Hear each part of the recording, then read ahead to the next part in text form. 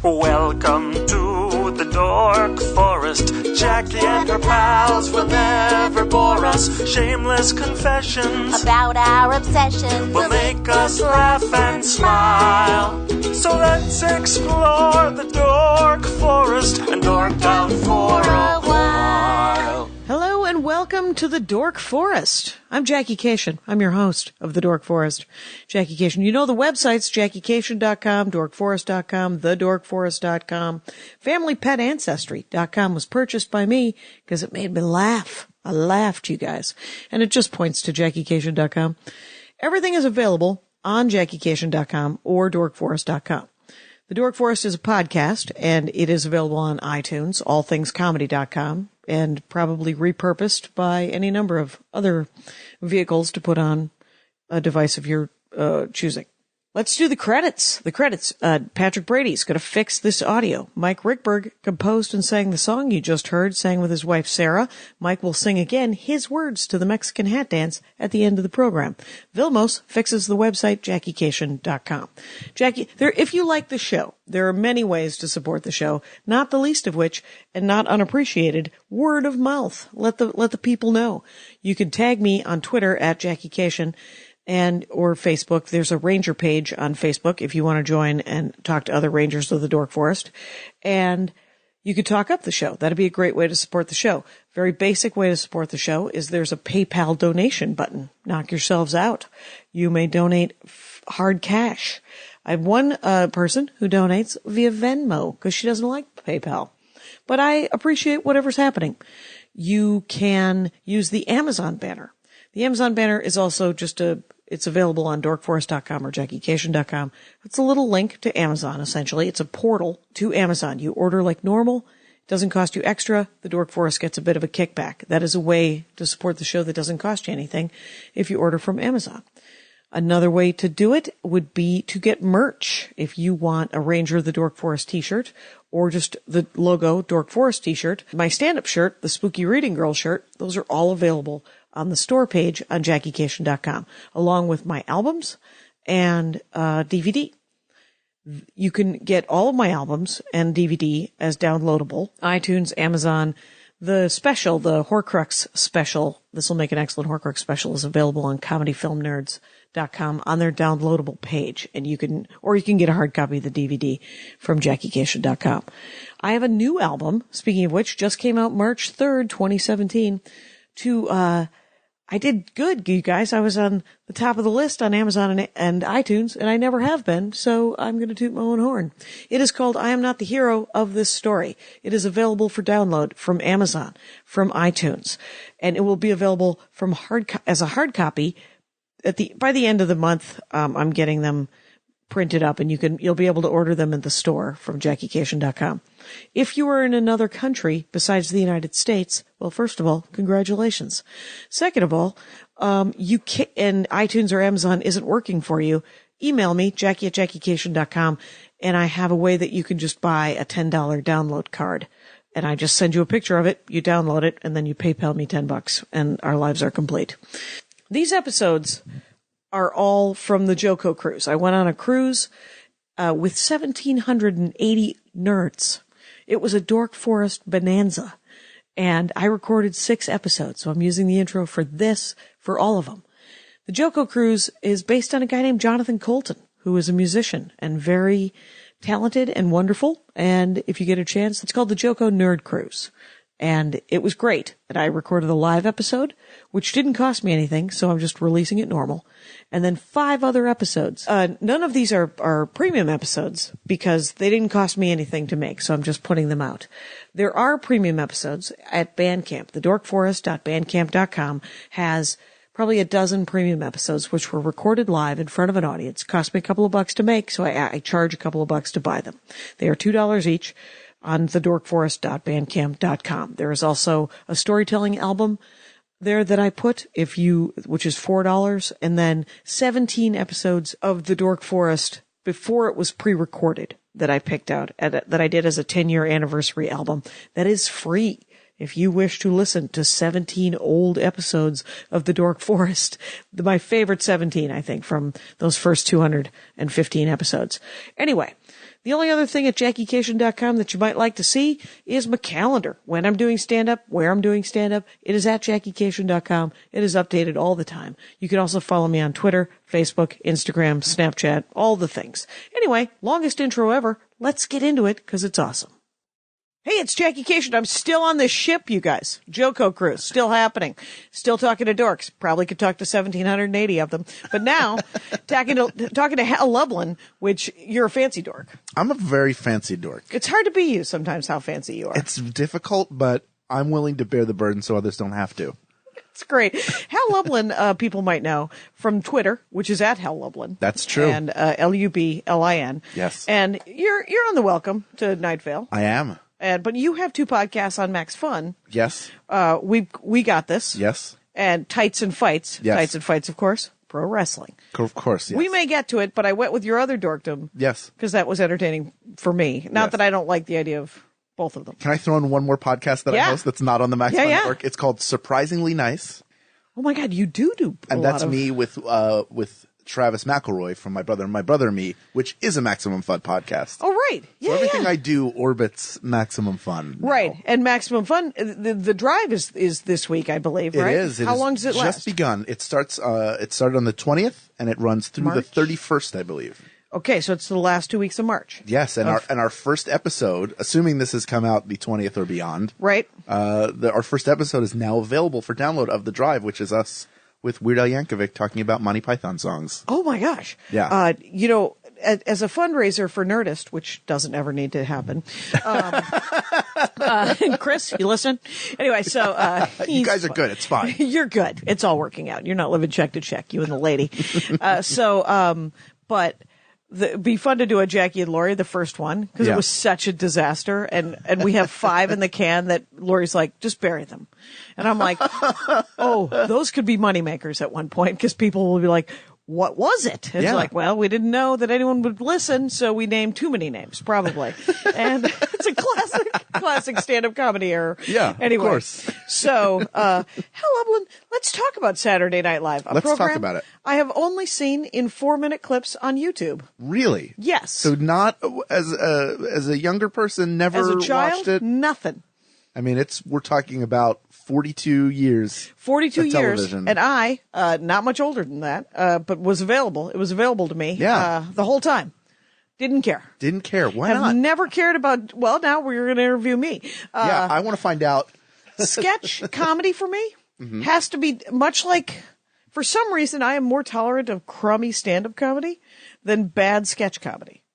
Is that because with sketch comedy, there's so much invested in it in terms of we've got costumes, we've built a set. There's 4 of you. Yeah. Yeah, maybe. Because with improv, I'm even a little better with improv. Because improv, I just feel like I'm watching somebody rehearse. And it's, and then I saw really, really good improv. Right. And I think I saw, it was Sean Conroy and Matt Besser and Asshat. Sure. And I was like, oh, I see. If you do improv for 20 years, it is a learned skill and you can be really, really good at it and you don't care. Cause, I've taken some improv classes. Sure. And I have enough experience to not just blurt out the thing that I want to blurt out. But I know that that's what people do right. for the first 6 years in stand up and probably improv and probably everything. Yes. And Matt Besser and Sean Conroy, they know that the first thing they're going to blurt out isn't going to be anything horrifying. It's going to lead somewhere. Yes. If they say something horrifying, they know that they're saying something horrifying. They're given over to the process. Yeah. I think in terms of the leeway you'll give a performance, improv gets the most leeway because we're all bought into the premise that you're making it up as you go. Right. Then stand up, I think gets leeway as well because, the best stand ups are able to deviate.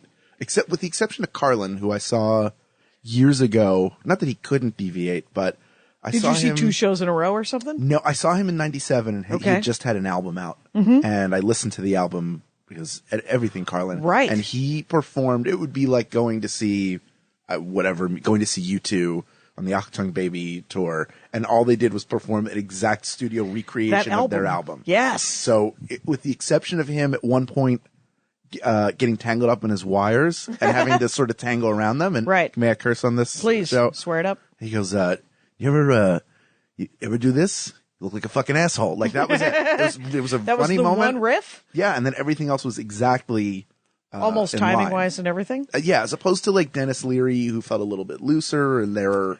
My brother, you know, was it somebody saw Leno 2 shows? It was a comic. It wasn't my brother, and saw both shows, the 8 and the 10:30. And he said it was kind of fascinating because he stuck to the same beats and he did exactly the same show both shows. Right. And so yeah, I mean, with stand up, you can go see an album. Sure. Like, though it is, if you don't write a set list, you don't stick to the album. You end up meandering around the vault. Or if you're Robin Williams, you just grab whatever's in your environment and and play with that too. Yeah. So, or Ian Bagg, I guess. or Ian Bagg. But sketch gets the least amount because you guys rehearsed this. Right. You have invested a lot of time into these 4 That's or 5 probably minutes we're exactly seeing. why I'm. Yeah. But here's the beauty of SNL. Yes. Is it's always produced over the course of a week. Right. So I think Tuesday is the pitch, or Monday is the pitch meeting. Right. Then they're culling down sketches. They're rehearsing like maybe Wednesday, Thursday. Like Tuesday is all night writing. Yeah. Or Monday night to Tuesday's all night writing. And then they're rehearsing. So they do one dress rehearsal and a live show. And that's day it. on Saturday. So it's more the show, improv. It's super fresh. Yeah, I think Lorne Michaels used to say is we don't do the show because we're ready. We do it because it's 11:30 on a Saturday night. Right. Which, yeah, maybe I should. And with sketch, because that might be why I judge it a little harsher. Just because I always think that they only have 1 or 2 jokes and then they keep going. Right. It's hard to like I think the SNL style tends to be the sketches tend to be long. Yeah. If they find something that works, they milk it to death, and that may be a function of having to come up with.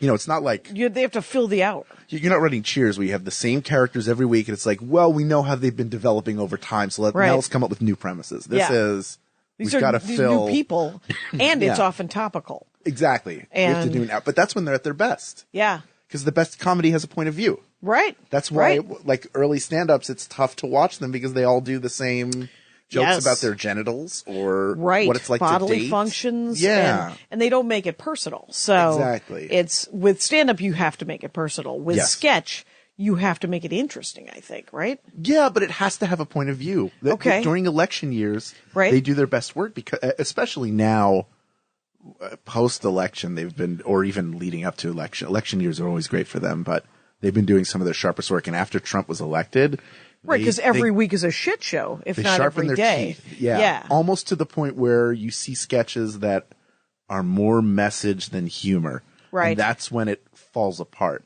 But when you're able to, good I think political comedy satire, is super hard. It is, but good satire, I think, is channeling your anger into something productive. Right, and that's not always easy to do when you have a national television show. You have a few million people are going to watch. If you have a good sketch, many million more will watch it. Right. So have you been watching it from the get? I mean, I'm 40, so I was born 2 years into the 50. run. Yeah, but I started watching. I'd say I saw my first episode when I was 5. Okay, at a real young age. My parents were way into comedy, so I was raised on stand-up and sketch. That's cool. SCTV, Robert Klein HBO specials. Right. And then Carlin, Richard Jeni, Jake Johansson. Oh, they had talk about a point of view. Your parents had one. Yes. Yes, they did. But SNL was like, they were the perfect age when it came out. It's sort of erudite satire and with a genuine hardcore silly edge. Yeah. So that's what all of those comics make me think of that you just named, Jake Johansson and Robert Klein. Exactly. Yeah. And you had a group of performers and who were also writers that came out of Second City, Chicago. Right. During the late, they came through in like the late 60s, early 70s. So politically charged, strong point of view. A bunch of them worked with National Lampoon and did Lemmings and the Radio Hour. Yep. And then you have Lorne Michaels, who I think had worked with Rowan and Martin Really? Who's like he had that sort How of old laugh is in Lorne TV variety Michaels now? show. He's got to be in his 70s? He's a vampire. He's actually 3,000 years old. Excellent. Is he the 2,000-year-old man? Uh-huh. Finally. It is. He's he the was one. based, that's who he based it on. Yeah, that's right. And Mel Brooks was his protege. right. Yeah, it's just an interesting, everything about that show just intersected at the right time. Right. So when it started, so have you gone back and watched those seasons, or do they just have best ofs? No, you can go back, and I have the first few seasons of box sets, and they started replaying them at a certain point, so you can watch most of them. But the first episode is a very different version of what it turned out to be. Okay. Carlin was the host. Okay. He was not in any of the sketches. He just did stand up as an interstitial. Yeah. And the sketches, like, you always look back at the era of SNL that you watched when you were younger as the best era. Okay. And a lot of people go, we can't beat the original cast. And in terms of star power, it's really difficult to argue that. All the people, I mean, the first cast had Chevy Chase, Belushi, Aykroyd, Garrett Morris, Jane Curtin, Lorraine Newman. I know I'm forgetting someone. Gilda Radner. Yeah. Jeez. Yeah. And George Allen Coe, I think, for just one episode. Oops. Yeah. But, you know, they were all powerhouses, but the first show doesn't necessarily work the whole time. There are a lot of sketches that people are kind of sitting on their hands during. Well, and any show takes a second to sort of figure out, even if they came up were they all Second City people? Most of them were. Jane Curtin wasn't. Lorraine Newman was a founding member of the Groundlings. Okay. Garrett Morris he'd done like Cooley High. What's that? It was a drama from the 70s, like a dramatic film. Oh, okay. So he was like a dramatic actor that was brought in. Oh, and he never quite fit. It almost felt like they were like, well, we're all too white. We need to have a black guy. He's super talented. Super talented. They were like, he can do it. But not a sketch performer. It's a different, being a sketch performer is different than being an improviser, which is different than being stand-up. Not that you can't cross over. No, but you have to relearn. You have to reinvent the wheel to some extent. And it makes you appreciate those other tasks when you do those other tasks. Obviously. Absolutely. Those are and the people who are good at it. So Garrett Morris was a dramatic actor, and they were like, we're going to need a black guy. Yeah. You're going to be that black guy because you're really good at what you do. And he's like, did you want me to be an architect? Yeah. Because I could also do that. Exactly. But also like a paying job? Sure. I'll take it. Right. Well, you're like, how can I? It's classic. Yeah, for sure. Yeah. But, but it's not, there's no era that's perfect. Yeah. It's always hits and misses, even in a show. There are very few shows that are perfect. 42 years. Yeah. 42. I mean, will it continue when Lorne Michaels eventually is stabbed to death with a spike? What's going to happen? That guy. And the thing is some years he's vilified and some years he's canonized. Yes. And you're like, well, who's the real Lorne Michaels? Well, who cares? He's probably a whole person. Yes. And exactly. It's always every bad year they're like, well, is SNL being canceled? Is this the final season? And there have been some terrible it's usually terrible when it's in transition. Right, where like sort of 3 or 5 of the like initially, what were there? 6, you say? 6 or 7 people? There were. You just named them. It was so it was Chevy Chase, Dan Aykroyd, John Belushi, Gilda Radner, Jane Curtin, Lorraine Newman, Garrett Morris. Okay, that was sort of your original core cast. George Allen Coe was there, but sort of went away. Right. Michael O'Donoghue was sort of a featured player, but he was more of a writer than anything else. And this is in like 77? This is 75. 1975. Okay. Then, after the first season, Chevy Chase was the breakout star of the first season. Okay. And he left to go do movies. Fletch, of course. Left to do Fletch. He'll have to go do all the Fletches. Yeah, he'd signed a 9 Fletch deal. They only got to 2 of them. Right. I don't know if you've read any of the Fletch books. I haven't, but I've heard they're... Well, 3 of the 9 are pretty good, actually. I would say 2.5. 2.5 are good, and then there's trouble. Yeah. And when he protects the president, you just want to go, stop writing, Mr. McDonald. You're done. You're out of ideas. You're out of ideas. Move on to something else. He moved to Flynn, is what he did. I don't know if you ever read Flynn. No. Nope. Nobody has. Anyway, so was that a Fletch impersonator? It was an Irish sort of cop, Inspector Flynn out of Boston. Okay. And the first two of those are pretty good, actually, Right. too. So the guy has publishers. I blame it on them going, well, unless you have a new idea, I bet you could make another $12 writing this thing. Yeah. So, But he's good at writing pairs of books about right. characters. Yes. 2 for 2. Yeah. So Chevy Chase, was Bill Murray? He left and Bill Murray was brought in. Oh, okay. And there is a bit that he does at the end. I think it was at the end of one of the shows early in his run where he was like, I know you guys don't like me. What do I have to do? Yeah. I think the turnaround for him was a scene where he was in the shower and he had a microphone soap on a rope. Okay. And he was it was like he was hosting a talk show. Yep. And he's singing, he's doing his, like, sort of what became the lounge singer. Okay. It's like a lot of Bill Murray just sort of unleashed. Okay. He brings in his wife, and the guy his wife is sleeping with. Yeah. But the whole time he's like, hey, everybody, it's me, blah, blah, blah, blah, blah. And that sort of turned the tide for him. Oh, And so now that he's was like, Bill Murray trying to get into the team after Chevy left? Yeah, that was They're him. like, you guys don't like me because I'm replacing somebody? No, actually, he was another Chicago guy. Okay. So they all liked him. There's a story of Chevy Chase coming back to host and he and Bill Murray getting into a fist fight. Okay. I think because of Jim Belushi and Chevy Chase didn't get along. John Belushi. Right. Jim Belushi probably didn't like him either, just backing up his brother. But Right. John and Chevy Chase didn't necessarily get along, I think, from stuff I've read, because John thought he should be the star of the show. Right. And So Chevy Chase comes back and Bill Murray's looking to pick a fight. oh, okay. Because John Belushi is his kin. Right. And So that's, well, I heard that Chevy Chase has some, I mean, he's a bit of a pill. he's supposedly banned from hosting the show anymore. Okay. After his last time, which was in the 90s, he was apparently very rude to people, which sucks. Which does suck because I mean, it's hard, as always, it's hard to separate the personality from the artist, but Sure. As an artist, he was super likable. He was was. a really funny, likable jackass. Yeah. He was that Fletch character, the Caddyshack business. Was he on Caddyshack? No, that He was. Oh, He with was. Bill Murray. With Bill Murray. And they have one scene together And that's it. where Bill Murray comes in that is completely improvised. Oh, that's interesting. Yeah. Oh, that's cool. And I think they had buried the hatchet, but that was Bill Right. Murray is a young upstart, and Yeah.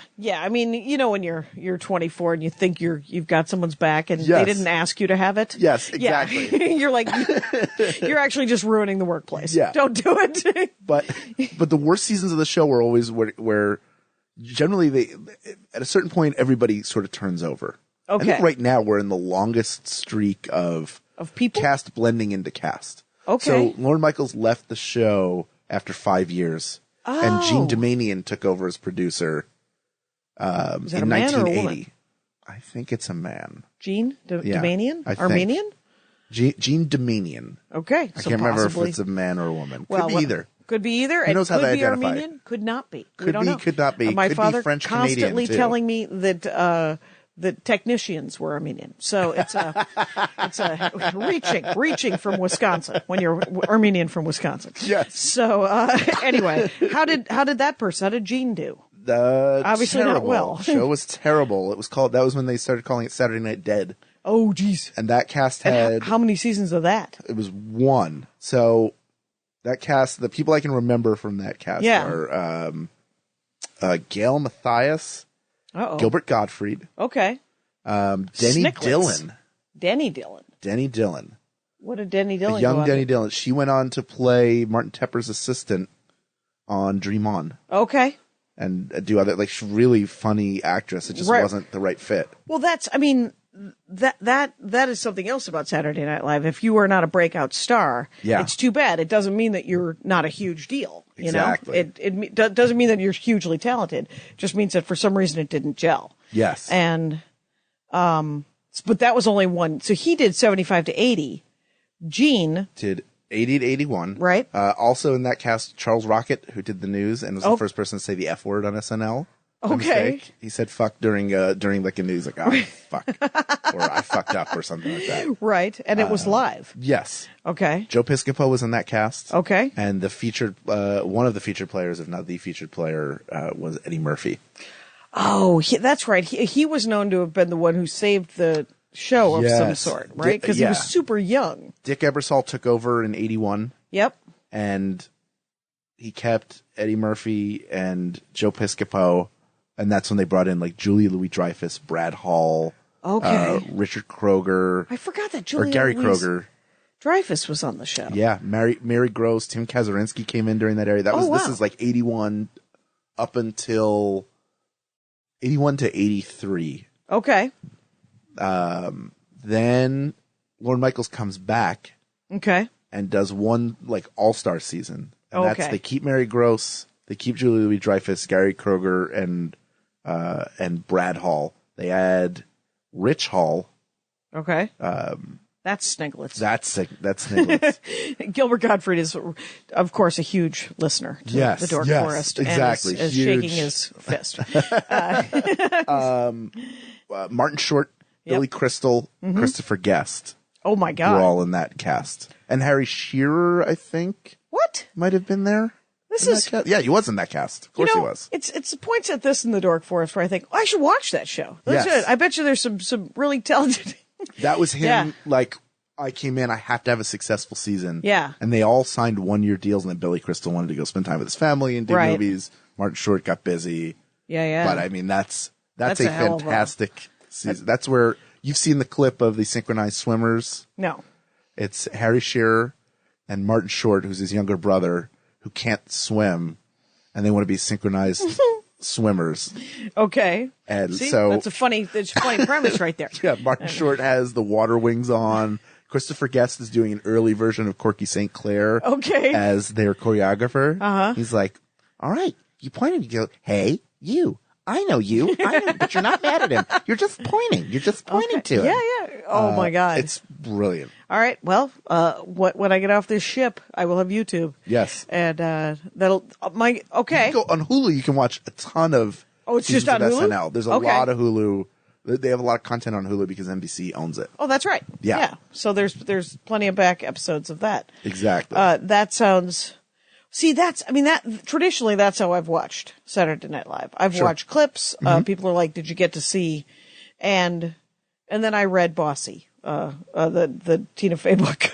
Oh, yeah. That essentially is all of my knowledge about Saturday Night Live. But, the idea, did you have favorite scenes or do you have favorite, seasons?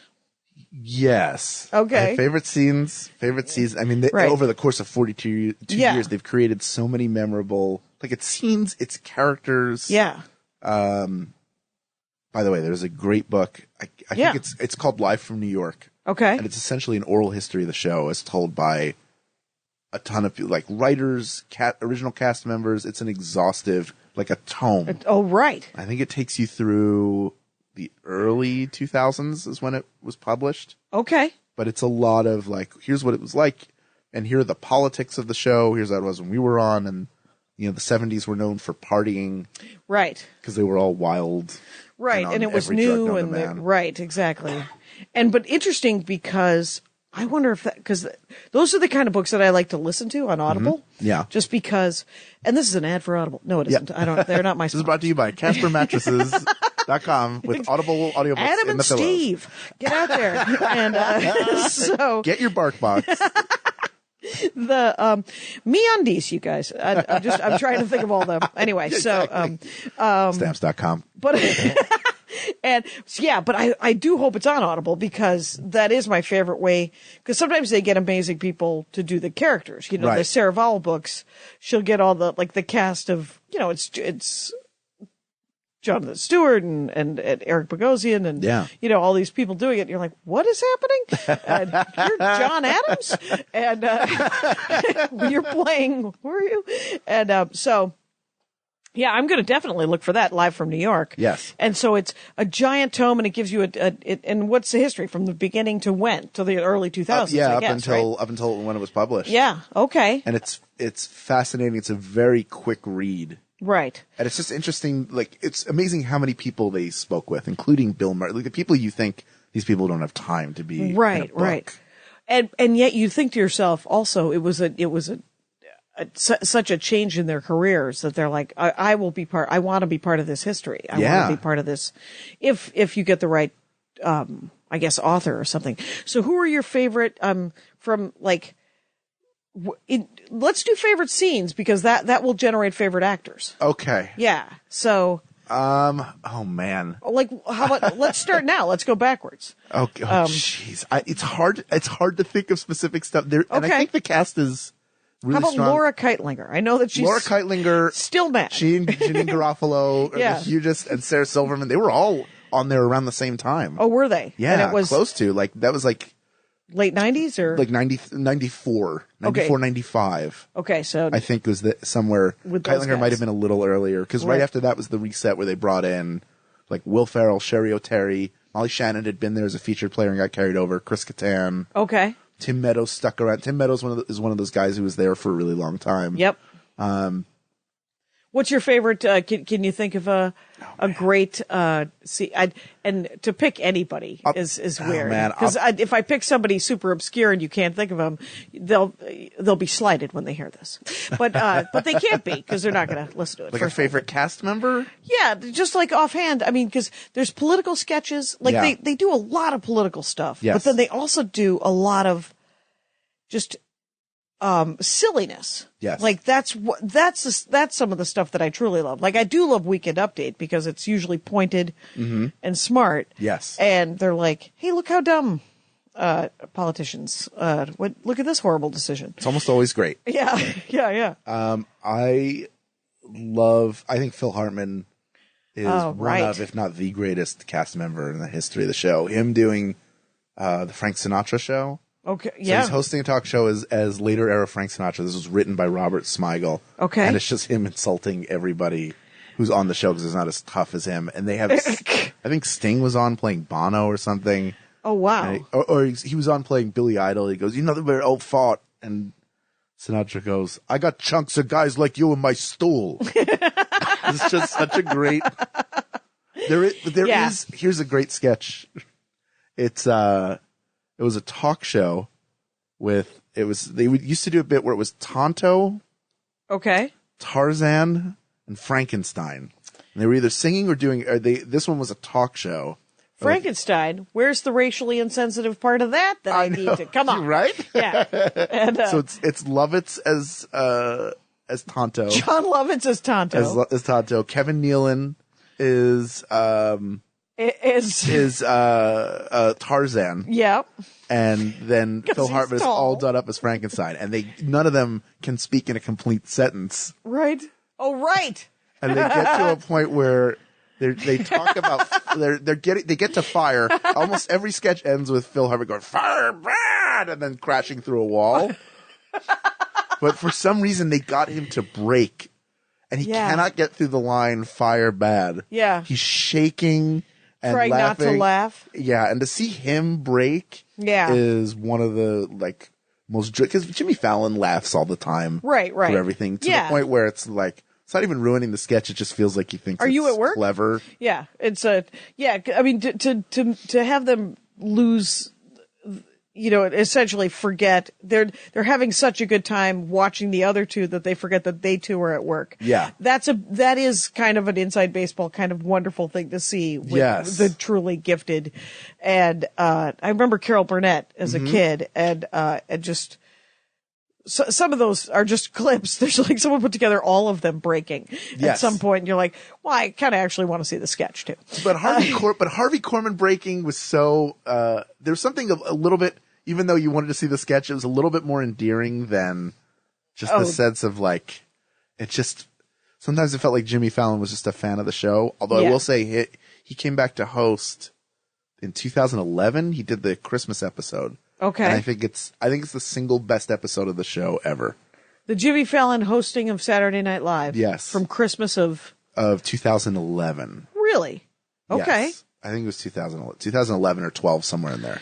Just because of his work or because of everybody's work? Like start to finish, his work is great. Yep. And all the sketches are funny. Okay. Like, they all work. There's a sketch where he's Beethoven, and he's just finished a concerto, and everybody's applauding. There's like the full cast are all in there somewhere, and then they start playing this vamp, and he introduces the band. Yeah, like he's just done a Vegas show. Right. And each one As is like, Beethoven. he's got chlamydia.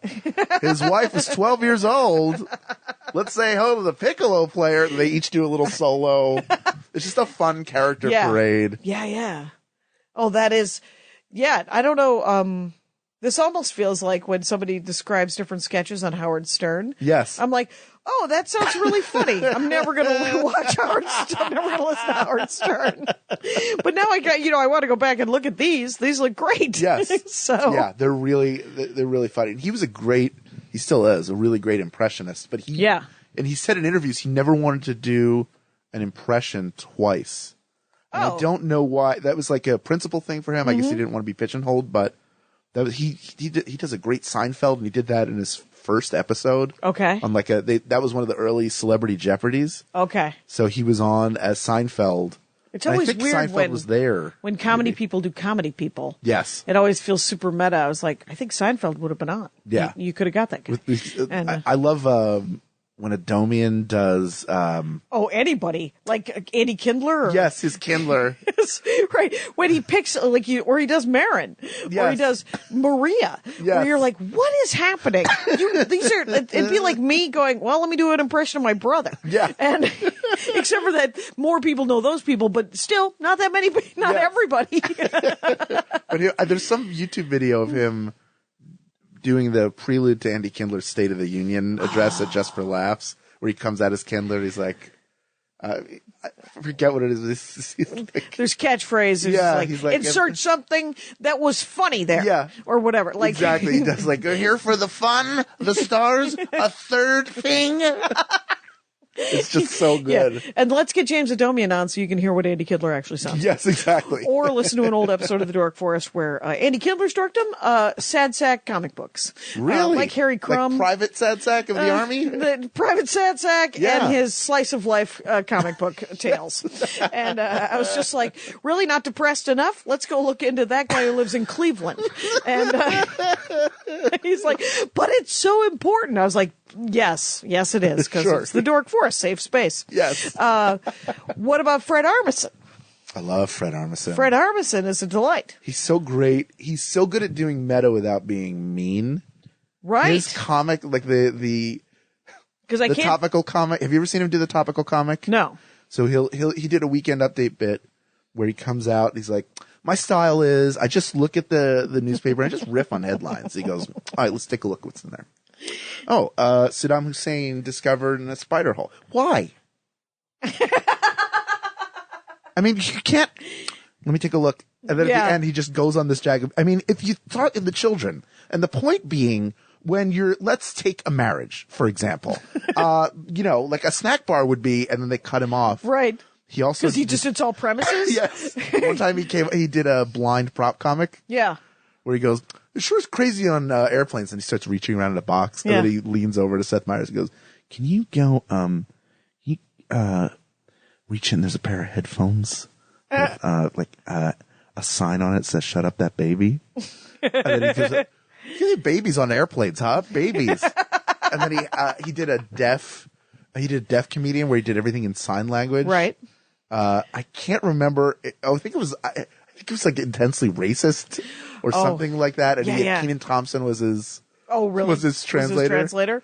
Oh, that's funny because he was deaf and Kenan Thompson had to say it. Yes. Oh my God, it's a delight. It's I remember when we were sitting around one night and just chatting it up, and I was like, congratulations on getting Saturday Night Live. This is amazing. Yeah. And he said, What are you working on? What are you doing? And I said, well, I'm going to Vegas next week. I'm going to do 14 shows in Vegas for a nickel. And he was like, oh man, I wish I could do Vegas. It'd be so great. And I was like, I think you could do Vegas, Fred. And he said two of the greatest things I've ever heard. First of all, he said, no, I could not do the road because no one is going to sit around and wait for my bullshit where I change costumes, Jackie. And, And then the other thing he said, you know, and I just have to remind myself that you get what you get, you know, you get to do the thing you get to do and just be happy with that because it's amazing whatever you do get to do. Yeah. And it really, I mean, it informs a lot of any sort of, whenever I feel any twinge of jealousy or right. Hey, why don't I get, you know, you're just like, well, you didn't get to. Right. Keep writing. Keep totally. along. Exactly. Have you ever seen Fred Armisen's Fit for Tappin' video? Nope. It's him. Fit for tapping? Fit for Tappin'. Okay. This is pre-SNL where he's never danced before in his life. He makes a pair of tap shoes. Yeah. Makes a terrible headshot and then goes to a live dance, like a tap dance audition. Yeah. Which they film.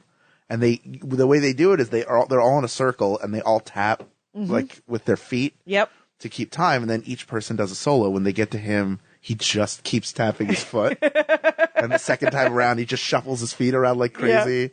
And then eventually gets kicked out. But watching him audition, and it was he's another one who never breaks. Yeah, yeah, he does a real audition. Yeah, it used to genuinely kind of make me a little uncomfortable. I saw him do, and I think he did it on Conan, where he did a cop.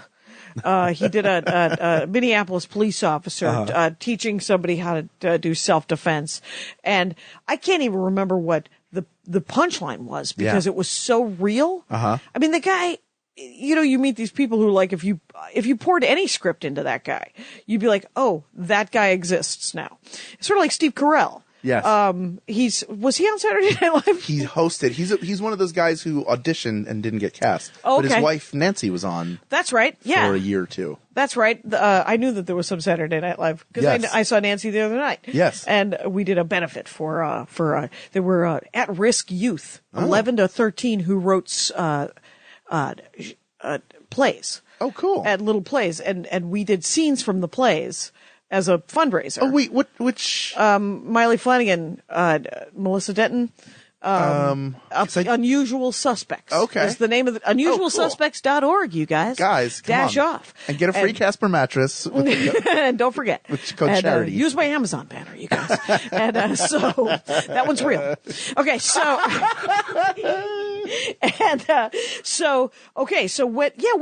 when Nancy was on, Nancy Wall. Yep, 95 to 96. 95 to 96 she was on, and then she went to Daily Show, I think, right?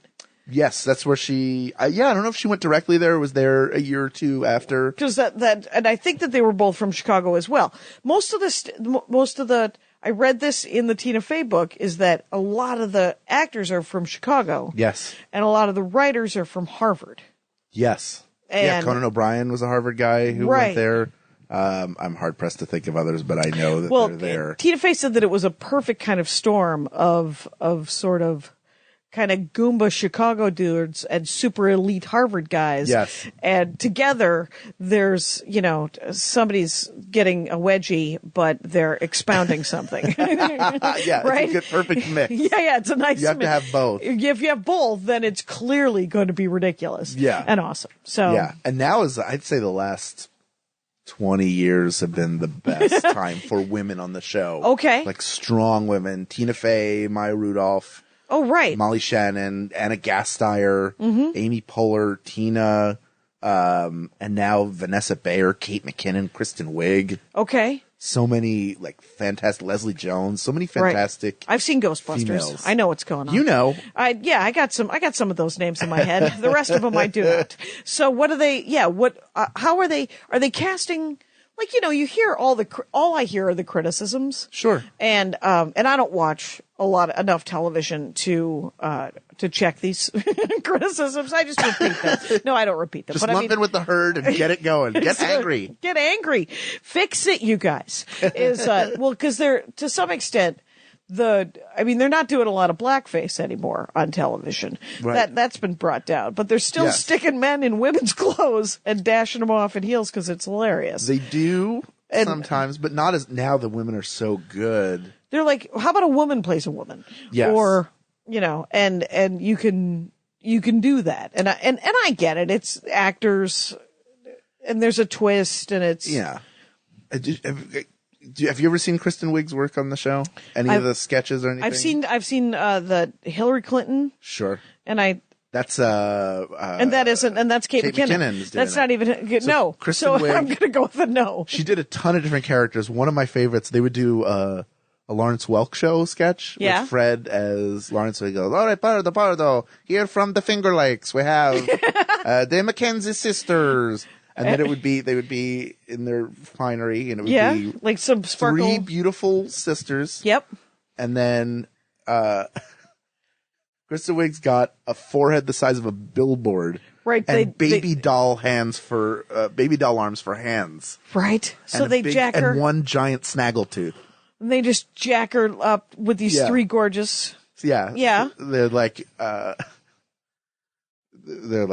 sisters come and sisters go. We're all together, sisters. And they're talking about their men. They're like, with my husband, with my boyfriend, with my fiance. And then Kristen Wiig goes, by myself. Such a great heightening. And it's always like she ate a cat. And it was the way that she bad. sings it. And they get to her thing. She's like, I found a cat and I ate the cat and I cooked the cat and then I buried it in the yard. Is that bad? Do. She's another one who never broke. But another great Fred Armisen sketch though. Yep. Bill Hader is a therapist. Okay. Who's presenting a play to a group of people. Okay. He's like, I work with patients who have they have short-term memory loss. They're not able to retain memory. But due to my work, they're about to perform an entire 1-act play, and they will not forget one word. All right. So he's in the play, and he's sitting there, and in comes Fred Armisen in like a New York Knicks jersey. Okay. The hat on, and comes in and just goes, line. And just nobody remembers anything. And the whole time, Bill Hader's sitting there pulling the newspaper down, going, honey, it's good to see you. Thanks for coming in. Just trying to feed them the lines. Feeding the lines. Feeding the lines to them. And none of them remember. They don't know where they're going or what they're doing or why they're there. It's so good. Right. That is just hilarious. I think I want to watch it now. Yeah. Why wouldn't I? Why would I want to watch it? Why wouldn't you? The late 80s was a great time. Yep. Dana Carvey. Okay. That's Phil Hartman. Jan Hooks. Okay. And Nora Dunn, Victoria Jack. A great group of performers. And that was like a bounce back year. So they had the All-Star year. Yep. I know I could run this for 3 hours. Please. What time are we at? Just do a time check. You get another 20 minutes. Fantastic. Knock yourself out, man. It's after that All-Star year. Yep. Lorne Michaels like, this show is not about established stars coming in. This is about giving younger voices a chance to develop.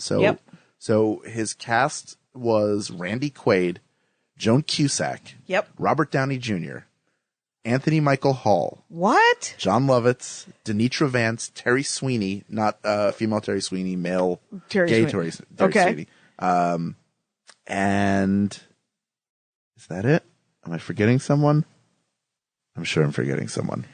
But that's an amazing cast. That was their cast, but it didn't make sense for the show. Not all of them were.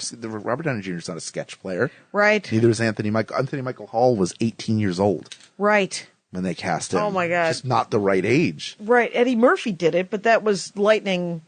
You can't recreate that. Eddie Murphy is he's a person unto himself. Exactly. It turns out that guy is that guy. Cannot be replicated. It's wow. And holy smokes. They ended that season, which was panned by right. critics, with all of the cast trapped in a fire. The room was on fire. And that's a very funny sketch. Lorne Michaels grabs John Lovitz and pulls him out.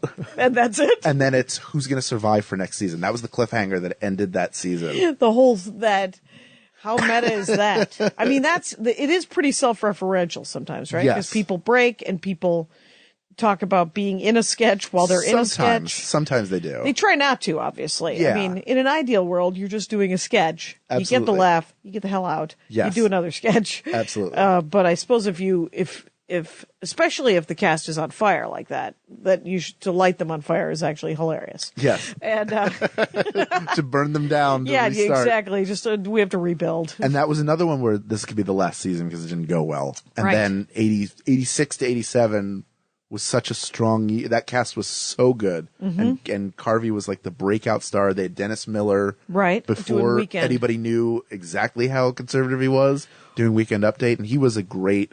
I mean, he's. Yeah, Dennis Miller just lost. For some reason, he just bought into his own hype. Yeah, and then lost his mind. I ran into him. I've met him twice, and so, which means I don't know him. Right. Just so everyone knows. I opened for him accidentally. He didn't have an opener in Reno. And I was doing Catch Rising Star in Reno. My career's on fire, you guys. I've always do the finest gigs ever. And so I'm doing this catch in the Reno Silverado Hotel or whatever. And in the basement there's a theater that he's doing. Dennis Miller is doing, and so they come up and they're like, "Hey, he said he's only going to do 45. Can you do a half hour in front of him?" And I was like, "Is there money?" Yes, of course I can. Right. And so I go down, and this was only like 5 or 6 years ago, and so I go up, and I had on tape because I recorded it because I thought, this is a great audience, gonna beat me recording up in the 4-wall upstairs. Right. So on the end of my set, Dennis Miller says to me, you can hear him because we're cross on the stage, and he goes, "Has Jay seen you?" And I said, "Jay who?" And he goes, "Leno." And I was like, "Oh no, don't be ridiculous." And so maybe it was 10 years ago, but and then the other time I was opening for Brian Regan in Santa Barbara, and he lives in Santa Barbara, as does Bo Derek. And that guy who she goes out with, who's famous, who was in Northern Exposure as the radio guy, who was in Sex and the City. As the love interest. And the guy from my Big Fat Greek Wedding. My Big Fat Greek Wedding. I don't remember his And the name. three of them, I guess, very conservative. And, really? yes, and they all came, and the only person who was nice to me out of the three of those banana heads was Bo Derek. And I was like, and first of all, I was blown away that I was meeting Bo Derek. Right, of course. Who, by the way, still a 10, 62. Really? Yeah, turns out that bone structure, that keeps going. Oh, mazel tov. So, mazel tov to her, indeed. Yeah. And she was very nice to me. So, anyway, but he was very funny on that show. He was, because he's so good at delivering. There's such a rhythm to his jokes. It doesn't matter what he's saying. Right. As long as and if he has script, then he's saying sort of the right things. Yes. And this is, I weed off, of course, but his stand-up, when he started buying into his own hype and he started going purposefully obscure, instead of just it'd be like me doing nerd jokes only because I have 1,000 people who love those nerd jokes. And I'm like, right. Yeah, but they have the rest of their brains work too. They also like a weird dog joke. They have dogs. They're also people. And talk about the rest of it, right? Yeah. So, but he kept you're like, nobody wants to hear about the Peloponnesian War right now. No. It's and why do I have to Wikipedia? Plus, you're on Monday Night Football. Please stop. Yes. And but he did, but he really didn't do sketches, right? He just did Weekend. Right. Very rarely. He was in the penis sketch, which was a Matthew Broderick sketch where he's at a nudist colony for the first time. It's like, hey, everything's normal here. Right. And all they do is go, hey, nice penis. And all they do is talk about each other's penises. They must say penis 9 billion times over the course of the sketch. Right. Which is funny for 45 seconds. Yes. How long did that sketch go on? It's still happening right now. They haven't finished filming it. Right, because everyone has a 7-year-old in them. Yes. And then the phone rang, you guys. Oh, that must be the fine folks over at Blue Apron. If you want a home-cooked meal. I'm recording at Dork Forest. This is how ironic that it would happen. It only happens in my house. Hello. Hey, Danielle. Yeah.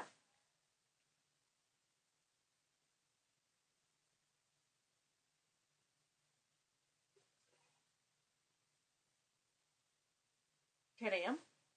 Sure, I should be fine. Yeah. Yeah, if that's the only time. Yeah, and just ping Gail, and I'll ping her as well, and we'll knock it out.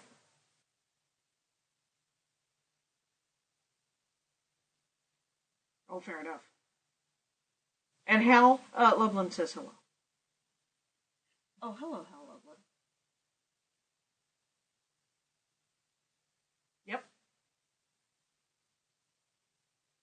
Thank you. Okay, bye. I knew it was her. She's setting up a Gail Simone one. So there you go. It was Dork Forest related. Sweet. She's the best. Danielle's the best. She can do whatever she wants anytime. Right. And Rangers of the Dork Forest, it was usually it's just a sales call because I forgot to turn the phone off in my house. So this was actually podcast related. Fantastic. Okay. So, yeah. So I forget what we were talking about, though. We were talking about the penis sketch. Oh, that's right. That's still going on. Yeah, a lot of the sketches are too. It's tough. I took a class once from a guy named Michael McCarthy who wrote for SNL in the early '80s, and it's a Second City guy. Yeah. For Sesame Street, but I took a sitcom pilot writing class with him and an SNL sketch writing class. Okay. And it is hard to write a sketch. Like they need to be long. Normal, like your instinct when you're a sketch writer is like he used to say a good sketch is like a rock and roll song. You're out in 3 minutes or less. Right. But these, because they have to fill time, instead of writing, 10 2.5-minute sketches. Yeah. Write 5 minute sketches. They need to be longer. Right, because then they have to reset everything. They get everybody in their costumes. It's the Fred Armisen stand-up problem. That's right. And, exactly. So I wonder. Let's fix it. No, okay. Here's fantastic. Fantastic. It isn't broken. We have notes. No one has any problem with this except me. No, so, there are a lot of people who are like, well, it's weird. The endings aren't always so great. It'd be kind of great, like, if you were going to write, like, let's say it's a synchronized swimming thing. You've got that sketch. Joke ends at 2.5 minutes. How great would that be? Yep. 2:30. They get out of the pool. They continue the sketch. New sketch. Same outfits. 5-minute sketch. That's right? like the Monty Python or Mr. Show style of let's connect these sketches. Right. They do callbacks, and now here's the other thing. I've never seen Mr. Show. Oh, Mr. Show's great. Yeah. Monty Python, has already been established. Yes. I've also never seen. But Monty Python has connective tissue. I know that those two tend to like call back and within the same show. Yes. They're like, let's check back in with the fishing guys. Yes. And you check back in and they have another sketch. But do they go back to back? Or do they call back to it? They call back. There was an SNL once where they called back. They did something early on, and then they called back to it in the last sketch of the night. I wish I could remember. It's escaping me right now. Okay. But it was very rare. I was like, oh, yeah. I can't believe they did that. Right. But I've always liked the idea of that, with Mr. Show and Monty Python. Yeah, they had Mr. Show was almost more of a through line. Like Bob and David set up a premise at the top that pays off at the end. Oh, okay. And the sketch, there is an odd segue into a sketch, and then it sort of goes wherever it goes, and by the end, they've come back full circle somehow. Which is, I mean, there's absolutely no, it's not that I've been laughing at the descriptions of the sketches. There's no reason for me not to watch these things. It's just, I don't know. I'm rereading a really shitty novel, I guess is what I'm doing instead of getting current references. So I'm busy. Really, nobody wants to talk about my Dragon Riders of Pern that I'm rereading? Fantastic. And so completely insane. Yeah. But I like the idea, if it were SNL where they don't do a through line, I'm just saying is that half of the sketch could be dick in a box. Yes. And then afterwards they're having lunch and their dicks are in a box. Yes. That would be kind of hilarious because they're still in they're still in their outfits. Right. They would have to be a slight set change. I think it's more how the stuff is written because everybody they don't sit necessarily in a big writer's room and go, all right, now we're all going to write this sketch. We're all going to write that sketch. You break off and you're constantly trying to get stuff on the air. If you're a writer, you're trying to get stuff on the air. Right. If you're a performer, you're trying to get yourself on the air. Right. So, don't the performers have to write too? You have to learn to write for yourself. You have to be able to write for yourself, but also you need the writers. If you're new, there's an established, group of writers, an established cast. Yeah. Then they don't know what you're capable of and what you can do. So you have to find people. You have to sort of pitch yourself. From what I understand, I'm speaking as if when I was on the show in '93, it was me, Farley, and Sandler, and Spade, and Rock just hanging out in a dressing room. Right, talking about how I could use them. Yeah. And Yeah, those guys it's too bad that their careers didn't work out. I know. I feel bad for them. It is so hard. Man, talk about a guy. Yeah? Virtuoso. Just big guy in a little coat, right? Big guy in a little coat. Matt Foley, motivational speaker. Look up that one. Matt Foley, motivational speaker. The very first one. Mm-hmm. It would be with Christina Applegate was the host. Oh, really? And it was essentially a sketch he had done at Second City when he was on main stage. Yeah. With Bob Odenkirk. I think Tim Meadows might have been in that. Jill Talley, I think maybe was in that cast. Okay. But he's this motivational speaker who's brought in to speak to this couple's kids. Right. Who were caught with marijuana or something. Or something. I can't believe I just called it marijuana instead of you know what? I just don't. It's very clear. Pot. I'm not in that one. Pot. Yeah. Some sort of jazz weed. cigarettes. Yeah. Jazz cigarettes. Jazz hands. Jazz hands. Jazz hands. Hand me a cigarette. Yeah. Hand me a cigarette that has this. Gotta have cigarettes. But he's brought in to speak to them, and all he talks about is how he lives in a van down by the river. He's been divorced 3 times. Oh my God. And he lives in a van down by the river. And he just yells. He's constantly, everything with him he's so intensely physical. Yeah. Like he used his body as a tool, did not care what he crashed into. Right. Just like the stories about him. There's a really good documentary on Netflix. I can't remember the name of it offhand about Chris Farley. Okay. Made by one of his brothers. Okay. Maybe Kevin. Oh, yeah. I see those guys around sometimes. Yeah. Yeah, the brothers? Yeah. Yeah. So, he was a guy who just always needed to be loved. It was really sweet, but he just couldn't overcome his demons. He needed a motivational speaker. He needed his own motivational speaker. Right, because we all need to be loved. And there's that realization where you're just like, okay, get it together. You don't need absolutely every person to love you. Absolutely.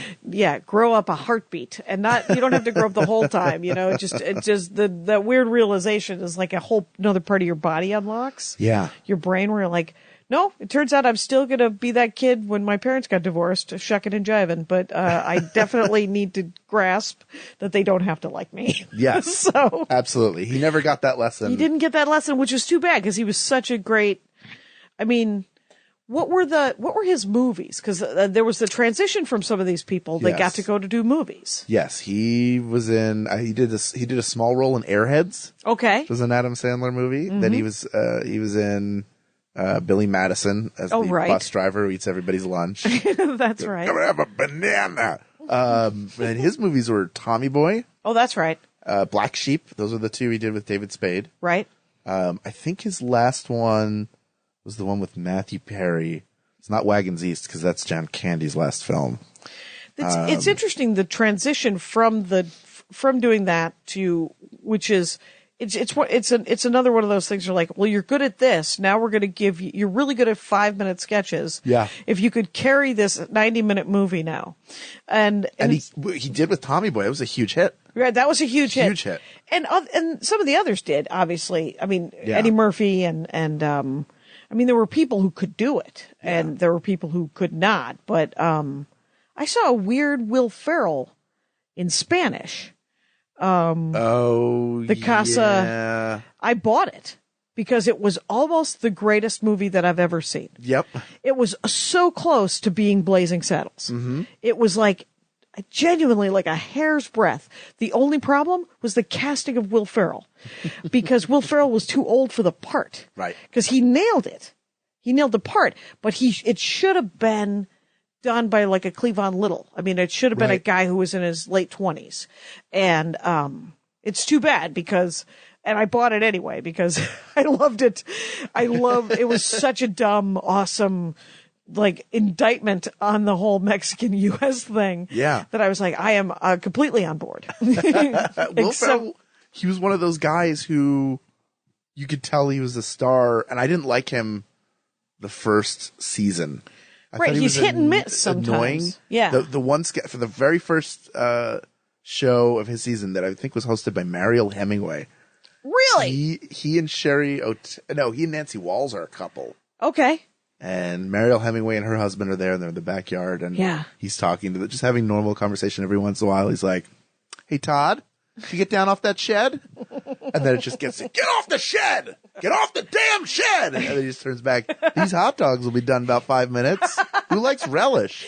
Right. He does an amazing switch. Yes. The guy, Some people cannot do it. He turns it on and off. And I think I'm trying to think of other people from the show that do that I've only seen, but it might be, I don't know. That's unique to him. Yeah. And he was one of those guys where, like, if you didn't get him right away, he never changed what he did. You just got on board. Right. And you went, oh, well, if he's turning us, then he'll do anything. I know we're running shorter on time. Right. We need to talk about hosts. Oh, I was just about to ask you about because This is what happens when two podcasters get together. Exactly. We're both sitting here going, what's the time? We got structure here. I think we're close. And you probably saw me just write down a number. Anyway, so, but I think it was, what I usually do, because I like to pull out a clip and put it on YouTube. Okay. As a taste of the show. All right. So, that's why I write down the time code. Nice. It's a little glimpse, Rangers. Anyway, so, who are your favorite hosts? Steve Martin. Oh, really? Great host. He's hosted. Was he ever on in the times? cast? No, he just hosted so often that in the 70s that you thought, surely he's a cast member. Surely. Yeah. Alec Baldwin, another all-time great. Yeah. I think Tom Hanks is maybe the best guest host in the show's history. And he just came back in November to do it again. Just post-election to do it again. Okay. And it is the best show they've done in several years. And you can find it on Hulu. Okay, that's a Tom full Hanks episode. Yeah. Okay. There was a sketch that went around. There was a game show. They do a Black Jeopardy sketch. Yeah. I've seen some clips of that. So it's Kenan Thompson as the host. It was Leslie Jones and I think Sashira Zameda, who's the other African American woman, and he's a Trump supporter. And he is the you know what? And he's giving the exact same answers. Yes, I think I have seen. Yeah. Yeah. And it confused me a little bit because I had to watch it twice to sort of get the joke. Yeah. Because it was almost, it was twisted in such a way where we're like, wait, what is happening here? And I don't always get the joke. Sometimes I listen a couple of times. Yeah. But so Tom Hanks, so he did that one. I have seen that sketch. Yeah, that's from that show. That whole show is great. His monologue is him because he's basically America's dad sitting down going, how's it going? Oh, nice. I know it's good. He gives America a pep talk. Oh, that's awesome. It's really good. He's one of those guys, even from the early times hosting. He's one of the, somebody's a good host when they have their own recurring character, which he did. His was Mr. Short-Term Memory. Okay. Yeah, vaguely. But he had his own theme song. Yeah. Which was it Mr. Short-Term Memory? Shouldn't have been sitting under that pear tree. He'll meet you yet, but then he'll forget because he's Mr. Short-Term Memory. Okay. Yeah. Yeah, that would be a good. Who else has got recurring besides Baldwin? Well, Steve Martin had the Festrunk Brothers with Dan Aykroyd, the Wild and Crazy Guys. The Wild and Crazy Guy. Yeah. That's why I thought he was on the show. Yeah. Yeah. Justin Timberlake, he's like a modern. He's one of those Disney kids. He came out of the new Mickey Mouse Club, so he knows how to. That sort of became in an odd way like kid vaudeville. Yeah. So kids who did that knew how to be in a sketch. Yeah. And he just happened to be, a talented performer. Right. He just happens to be a triple threat. Right. And he gets it. Yeah. So he had a bunch. He has he has one where he's always dressed up in some foam outfit as like a mascot. Yeah. And he sings. So there's one where he's dressed as a giant egg and he's trying to get people to come to Omeleteville is the name of the restaurant. Will Forte is the other guy. Yeah. And he's just singing like, come for breakfast. And then the sketch is always Justin Timberlake doing pop parodies of whatever popular songs and dancing, and then always ending with "Bring it on down to Omeleteville." And then he did Robin Gibb. Yeah. Did the Barry Gibb talk show. Okay. Jimmy Fallon playing Barry Gibb as an extremely like violent guy. Yeah. And he's like, "Welcome to the Barry Gibb talk show." That is a Gibb moment. He loses his mind, and then he goes to Robin and says, "You have anything to add, Robin?" And Justin Timberlake just goes, "No, I don't." And then they'll sing, and because Justin Timberlake's a great singer, he can do all those really high harmonies. Yeah, yeah. And then the Dick in a Box guys who had several shorts. Justin Timberlake. All right.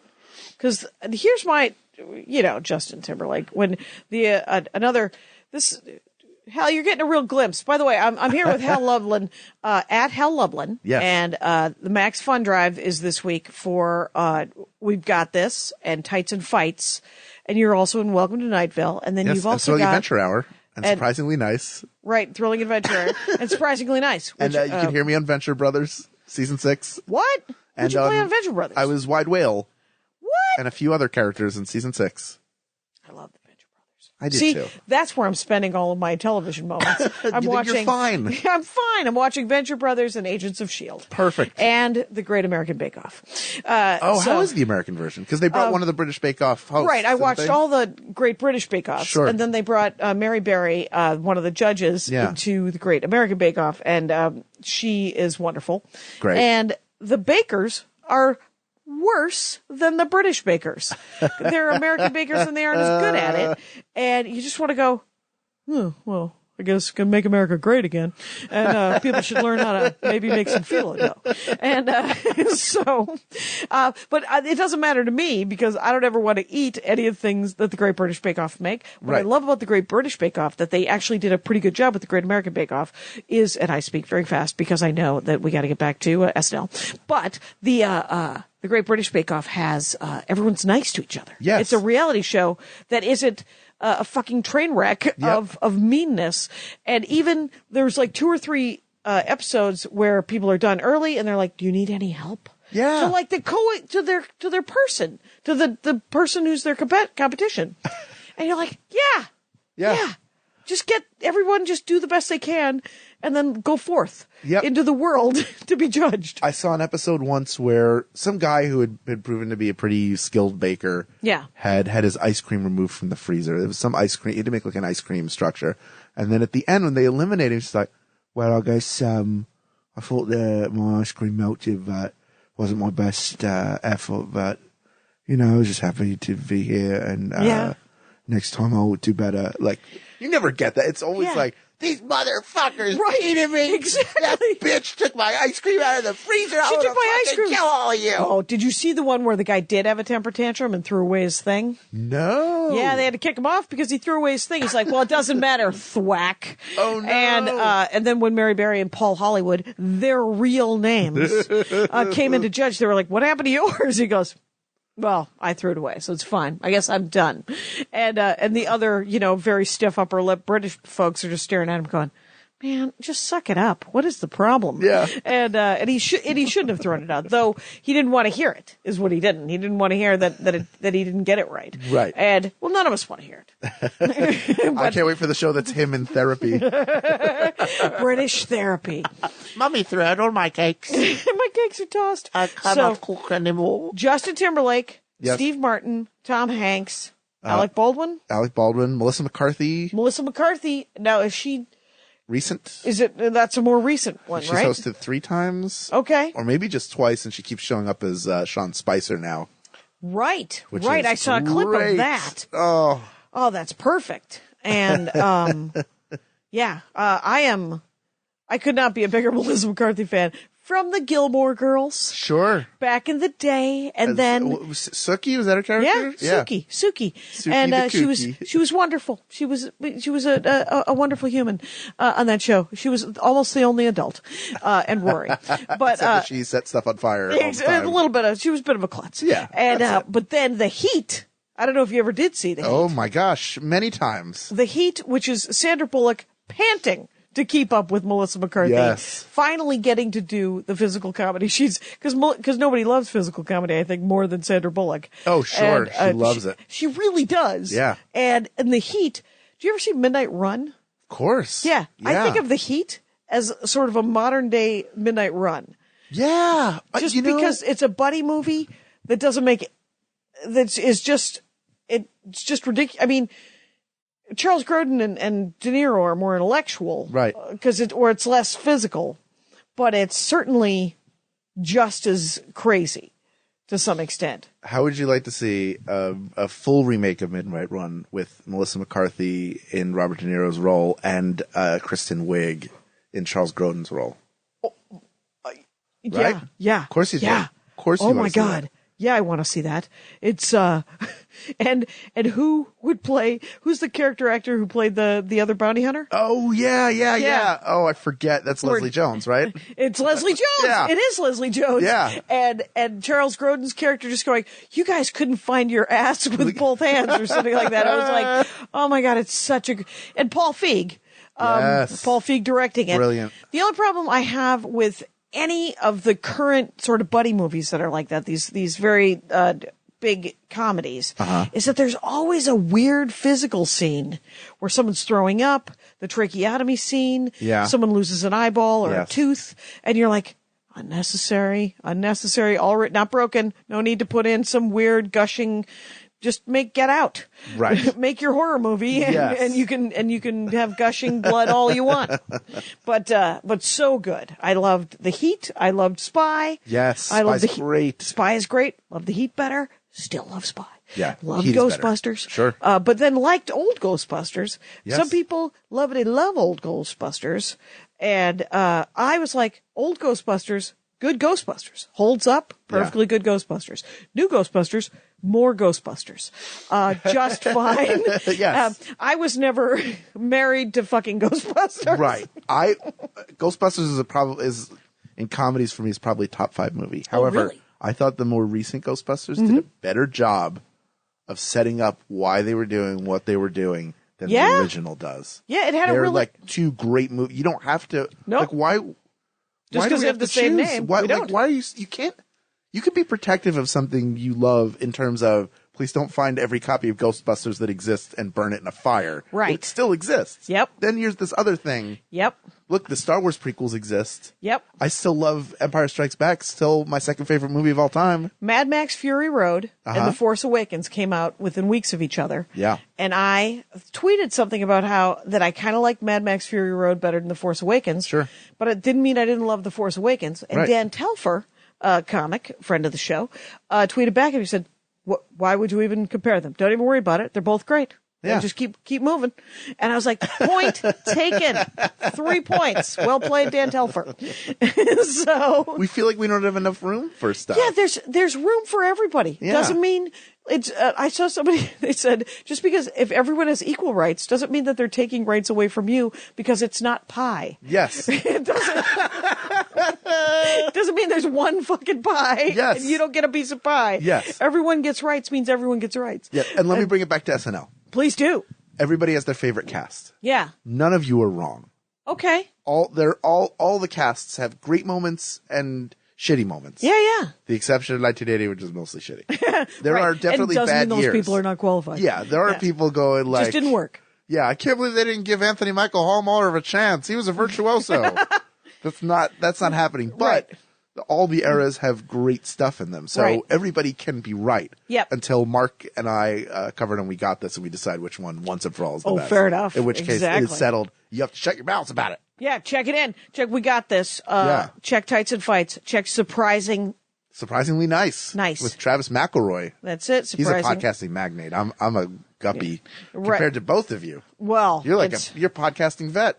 well, You've been in the trenches. in for the duration, you guys, and early adopter of Yeah. something that doesn't make any money, you guys. Let's do this. I was not making money before any of you were. Exactly. It's the only person who beats me, Pardo. And so Max Fun Drive, welcome to Night Vale, Yes. Venture Brothers. We got this, Tights and Fights. Turns out Hal Lublin is working, you guys. I'm trying. And if you go to @Hal Lublin, you'll find out what's happening this one day. Yeah, that's where the skinny is. That's where it all is. And check out Hal. Thank you so much for taking time. This to is do taking this. too long to schedule. It's my fault, But it's all worked out. but I'm glad that we're here. I'm glad we did it. It's wonderful. And Rangers, you know the rules out there. Take care of each other. My hat, my hat, my hat. They're dancing around my hat. My hat, my hat, my hat. Well, what do you think of that? If it looks like a Mexican hat dance and it sounds like a Mexican hat dance, it's most likely a Mexican hat dance. So take off your hat and let's dance. Yay! Oh my God. Why don't we just call that as the end of the show?